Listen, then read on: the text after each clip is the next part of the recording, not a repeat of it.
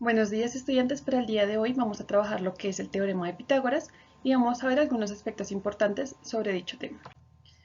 Inicialmente nosotros tenemos como conceptualizado o tenemos como la forma de reconocer una fórmula que es C es igual a la raíz cuadrada de A al cuadrado más B al cuadrado, más no sabemos, digamos, de dónde viene o cómo es que aparece dicha fórmula o por qué es que surge. Entonces vamos a ver como algunos de estos aspectos importantes a lo largo de la presentación.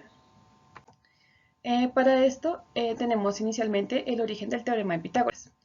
Por lo tanto, se dice que este origen está ubicado en Mesopotamia y el Antiguo Egipto, pero durante como este inicio de donde se descubrió o cómo apareció, no se conocía como tal dicho teorema y se utilizaba para lo que ahorita se utiliza.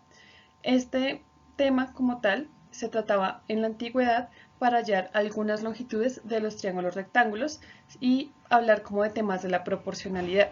Sin embargo, no se mencionaban como tal un teorema comprobado y fundamentado para aplicarlo con fórmulas y demás que ya se verán más adelante. Entonces, pues a lo largo de esta historia de la teoría del teorema de Pitágoras se encontró evidencia escrita tanto en papiros como tablillas y paredes en donde nos mostraban cómo se utilizaba en la antigüedad.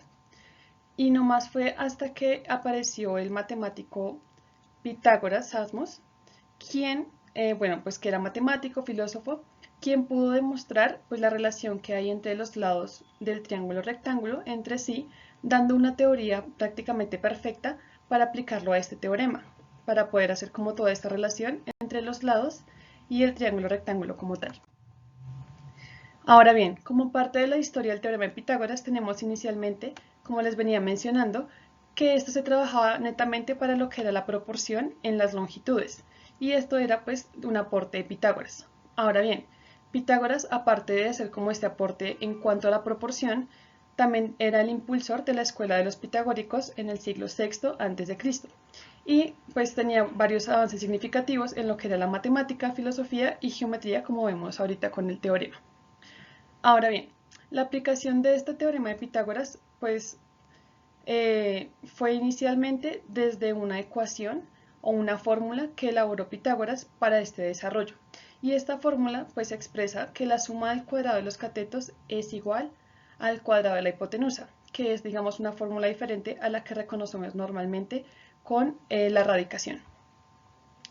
Por lo tanto, hablando más un poco de la aplicación de este teorema, tenemos que fundamentalmente en la actualidad se utiliza para la resolución de problemas, que lo vamos a trabajar más adelante, el cálculo de la longitud de los lados y la geometría plana, que es como de los aspectos más reconocidos o que más se implementa en la educación secundaria. Bueno, ahora sí, hablando como tal del teorema de Pitágoras, hay que tener o reconocer algunos conceptos importantes para poder hacer el trabajo con este teorema, los cuales son hipotenusa y catetos. Entonces, en este caso, el ejemplo que les muestro es un triángulo rectángulo, que sí o sí tiene que ser rectángulo, y tenemos A como la hipotenusa, que es el lado más largo, y B y C como los catetos, que son los lados más cortos del triángulo rectángulo.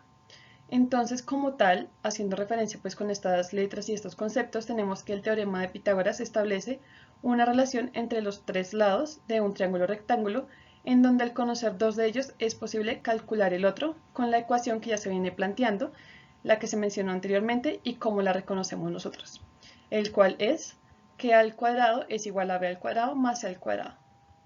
Ahora bien, teniendo en cuenta esta expresión o esta fórmula, lo que nosotros tenemos que tener en cuenta es qué significa, digamos, A al cuadrado, B al cuadrado o C al cuadrado.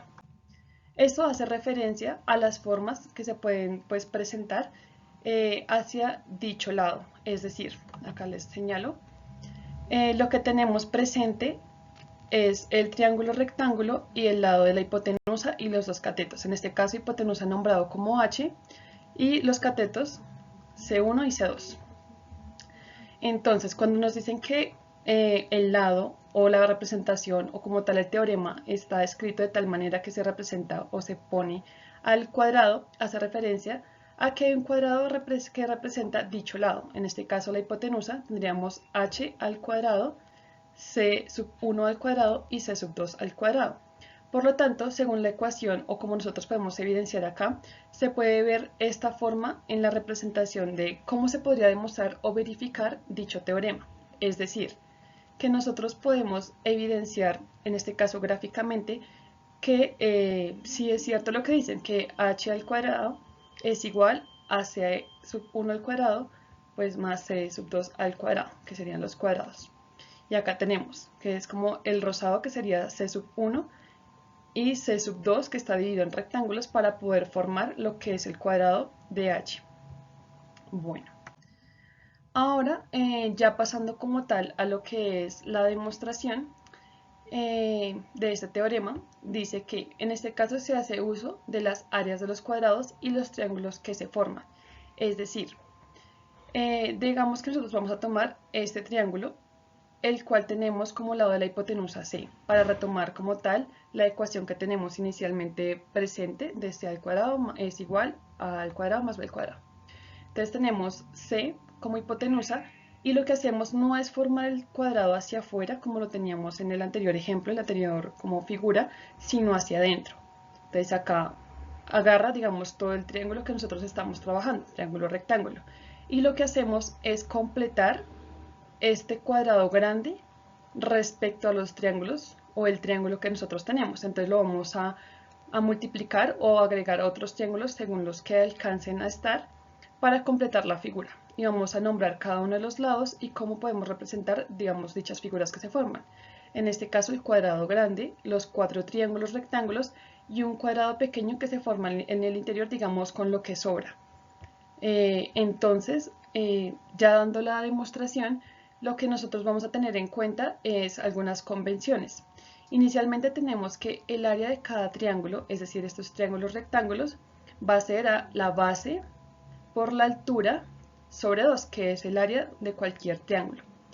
Y el área del cuadrado pequeño, que es este cuadrado de acá, nosotros tenemos que es a menos b, entonces vamos a poner a menos b al cuadrado.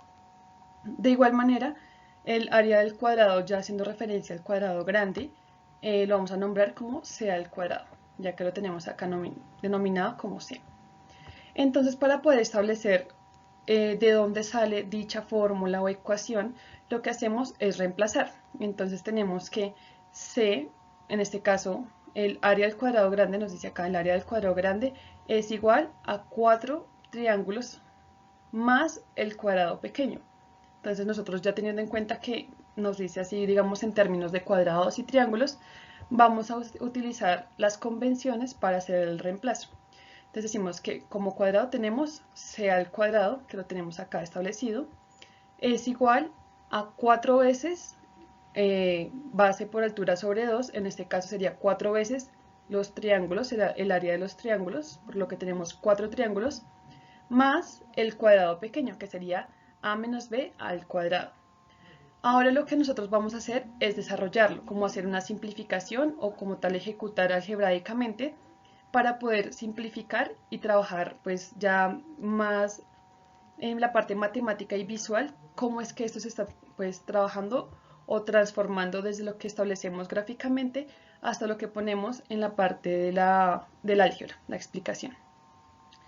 Entonces decimos que igualmente c al cuadrado es igual a 2 veces a por b.